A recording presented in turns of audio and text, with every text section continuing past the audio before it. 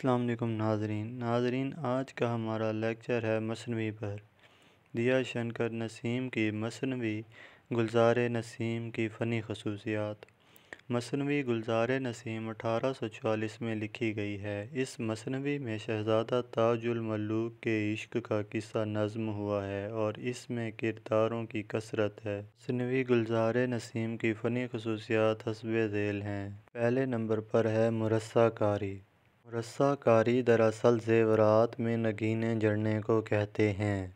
ادبی اصطلاح میں لفظوں اور شعری لوازمات کو جملوں میں خوبصورت انداز میں بیان کرنے کو کہتے ہیں۔ مثنوی گلزار نسیم شروع سے آخر تک مرصع کاری کا شاہکار ہے۔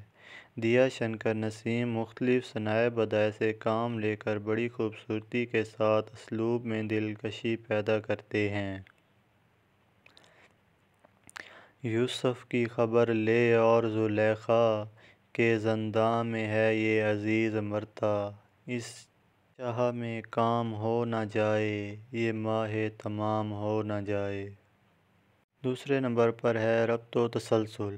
ربط تسلسل اور جزئیات نگاری مثنوی کا بنیادی عنصر ہے۔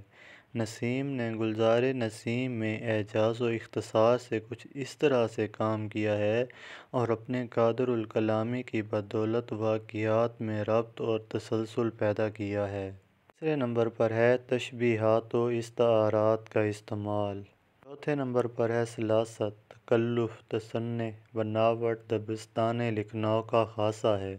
ادبی اور مشکل الفاظ کا استعمال ان کا مشغلہ ہے۔ گلزار نسیم میں آرائش لفظی کا بہت خیال رکھا گیا ہے۔ زبان مشکل ہے لیکن بعض جگہوں پر زبان بڑی سلیس اور رواں ہے، خصوصاً جہاں کسی حقیقت کا اظہار کیا ہے۔ بے وقت کس کو ملا ہے پتہ کہیں حکم بن ملا ہے، آتا ہے تو ہاتھ سے دیجیے، جاتا ہے تو غم نہ کیجیے۔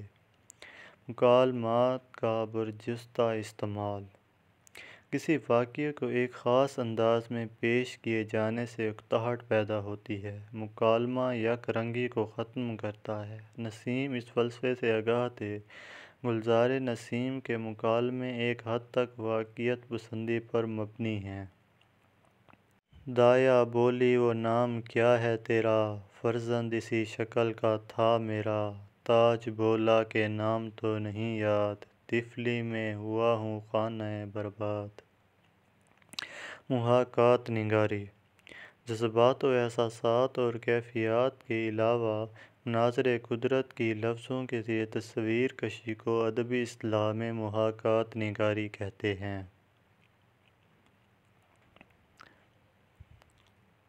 آنکھ ایک نے ایک کو دکھائی، منہ پھیر کے ایک مسکرائی، گل جس نے وہ پھول جو اڑایا، اور غنچہ صبح کھلکھلایا۔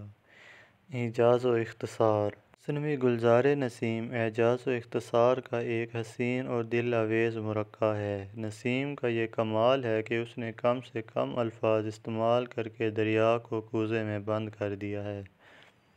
مافوق الفطرت عناصر۔ مثنوی گلزار نسیم میں مافوق الفطرت عناصر کی بھرمار ہے۔